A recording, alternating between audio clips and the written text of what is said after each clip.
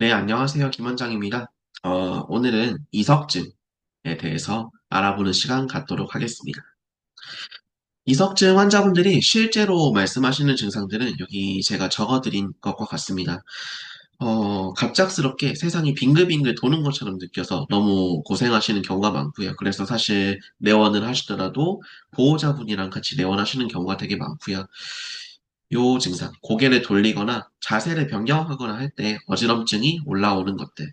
그리고 일상에서 갑작스러운 어지럼증 때문에 너무 힘들다. 혹은 눈을 감았다가 떴다 이렇게 할 때 회전하는 느낌이 계속 들어서 눈이 이렇게 돈다. 이런 느낌을 말씀하시는데, 이것 말고도 사실 여러 증상들이 동반되거든요. 저 역시도 비슷한 코기 질환들을 많이 겪었고, 제가 이렇게 극복하기 위해서 노력을 했던 분야이기 때문에, 사실 이런 표현들은 저도 제가 직접적으로 겪었던 질환들이기 때문에 잘 알고 있습니다. 저는 메니에리병과 이관기능장애를 코 쪽 질환으로부터 이렇게 이전돼가지고 같이 겪었었고, 어렸을 때부터 중이염 관련된 질환들을 가지고 있었었거든요. 그래서 코기 질환은 제가 직접 겪었기 때문에 잘 알고 있고, 그 불편함을 잘 알고 있는 편입니다. 그래서 실제로 제가 불편했던 경험을 토대로 해가지고, 이렇게 좀 말씀을 드려보고자 할 건데요. 이석증은, 이 어지러운 증상, 그러니까 갑자기 이렇게 팽글팽글 도는 것 외에도 실제로 구역감이라든지 피곤하다든지 아니면 소화가 불편하다든지 혹은 변비, 설사 이런 것들이 교대한다든지 이런 것들이 많이 나타날 수 있습니다. 그래서 실제로 그 원인도 단순하게 귀 문제뿐만이 아니라 스트레스를 최근에 많이 받으셨고, 카페인 섭취를 많이 하셨고, 잘 못 주무셨고, 코나 귀 관련된 기왕 질환을 가지고 계셨다든지, 혹은 신경이 주변에 많기 때문에 목 쪽, 어깨 쪽, 턱 쪽 질환을 가지고 계신 분들한테서 잘 발생하는 질환인데요. 이석증을 그 말 그대로 이렇게 풀어보면요. 양성, 비나인, 페록시스머, 그러니까 발작성으로 체위가 바뀔 때, 포지셔널, vertigo, 현운이라는 뜻으로서 갑작스럽게 자세가 변경될 때 나타나는 회전성 어지럼증이라고 표현을 합니다. 이석증을 근데 원인으로서 이렇게 평가를 할 때 귀 안에 이석이라고 하는 것들이 제 위치로 있지 못해서 발생한다고 이렇게 표현을 하는데요. 어떤 이유로 인해서 이 이석이 떨어져 나와서 평형 감각을 이렇게 담당하는 귀 내부의 방골이관 안으로 들어가게 됐을 때 어지럼증을 느끼는 겁니다. 그래서 자세 변경에 따라서도 이 증상이 나타나는 거기도 하고요. 해서 회전성 어지럼증이 머리를 움직일 때마다 나타나기 때문에 되게 불안해지죠. 예를 들어서 조금 까딱 움직였는데 팽팽 돌고 눈이 아찔아찔 해버리면 일상생활을 하기가 너무 힘들어지잖아요. 근데 중요한 게 뭐냐면, 이렇게 이석이 제 위치에서부터 떨어져 나오는 원인이, 이런, 뭔가 제 위치로부터 다시 이렇게 집어넣는 시술, 치환술이라고 하죠. 치환술 이후에도 자꾸 발생하는 이유가 있다라는 겁니다. 여기서 제가 아까 처음에 말씀드렸던 이런 요인들이 원인이 되기 때문입니다. 스트레스를 최근 많이 받고 잘 못 주무셨고 호흡기 질환을 가지고 있고 카페인 섭취가 잦다거나 목 어깨 쪽, 턱 쪽 이런 일자목, 거북목, 목 디스크 이런 것들을 갖고 계신 분들이 원인이 제공돼서 다시 자꾸 재발되는 겁니다. 해서 병원에서 스테로이드 처치도 되게 많이 하고요. 메네스정이나 보나린정, 사실 우리 에버랜드 같은 데 가게 되면 그 멀미약 주잖아요. 그런 약들이 처방이 되고요. 혹은 치환술, 그러니까 제 위치로 이석을 교정시켜 드리는 시술 이렇게 진행을 하는데 그런데도 불구하고 자꾸 재발되는 어지럼증으로 혹은 주사를 맞고 나서도 불편한 증상으로 당혹스러운 경험을 하시는 경우가 되게 많습니다. 물론 이거는 환자분들마다 차이가 다 다르니까요. 어떤 치료가 뭐 무조건 더 좋고 나쁘고 이런 건 없지만 분명한 거는 해당 치료를 받으시고 불편한 증상이 남는 분들이 있다라는 겁니다. 그래서 이 증상을 저희가 치료해 드릴 때는 서양의학적으로는 증상 하나하나 혹은 이 교정술에 좀 더 초점을 맞춰가지고 이석을 재위치화 시키는데 이렇게 초점을 두고요. 증상을 조절하는 데는 항히스타민제, 스테로이드제 이런 것들을 사용하곤 합니다.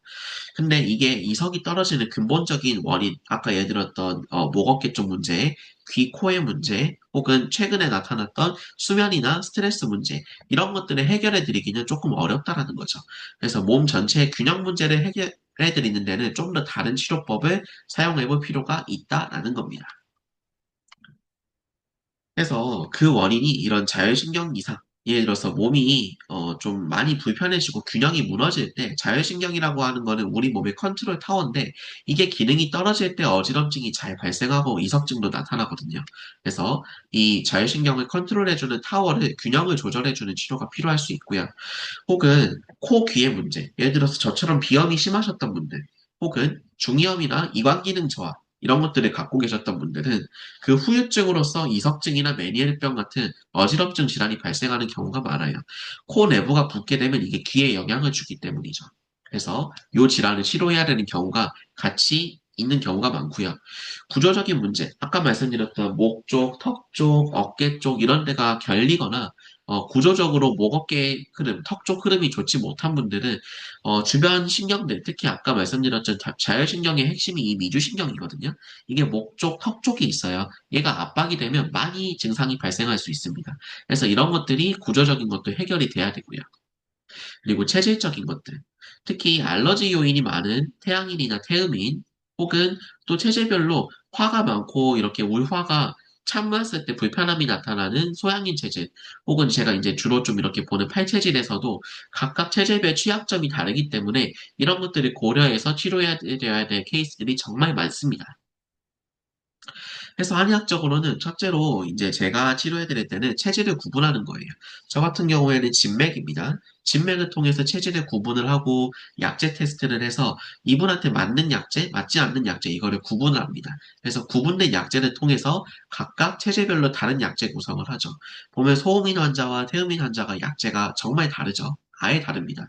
같은 메니에르 혹은 이석증 환자한테 이렇게 처방을 할 때도 다르다는 겁니다. 그리고 마찬가지로 체질적인 특성과 병리적인 특성을 고려했을 때 다른 성질의 약침을 사용하는 겁니다. 무조건 귀 주변에 이렇게 치료를 해드리는 게 좋은 게 아니라 구분해서 사용하고 그 체질적 특성, 병리적 특성에 맞는 성질의 약침도 사용하는 게 좋다라는 거죠.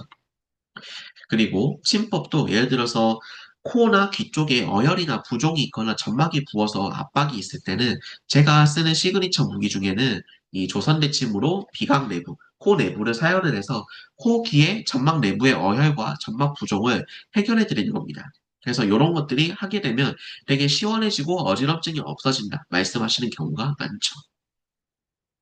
그리고 도침요법, 요거는 제가 직접 좀 보여드릴게요. 실제로 이렇게 좀 칼처럼 생긴 침입니다. 되게 두껍고요. 실제로 귀 주변으로 이렇게 들어가서 압박을 풀어드리거나, 턱 쪽, 혹은 목 쪽으로 들어가서 압박을 풀어드리거나, 혹은 자율신경 문제가 있으면, 목이라든지 미골 쪽, 혹은 등 흉추, 요추에 들어가서 신경절의 압박을 풀어드리면 되게 몸이 시원해지고 편해지는 경험을 하십니다.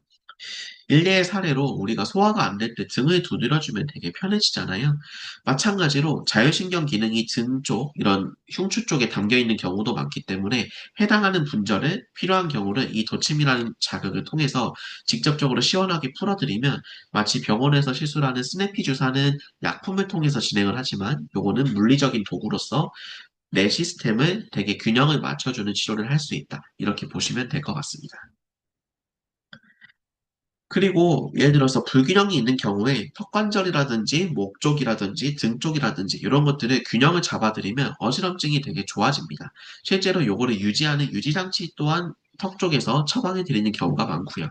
요것도 환자분들에 따라 다르게 처방을 하기 때문에 그 정도에 따라서 어떤 식으로 진행을 할지를 저는 환자분을 뵙고 상태를 보고 결정을 합니다. 그리고 제일 중요한 거, 체질에 맞는 시기를 좀 하시는 게 좋아요. 특히 몸이 불편하실 때는. 그래서 요것도 제가 체질별로 어떤 식으로 이렇게 시기를 하시고 꼭 피해야 될 것들 말씀드리곤 합니다. 뭐 예를 들어서 태양인 환자분들은 밀가루, 커피 이런 것들을 좀 피하시는 게 가장 좋죠.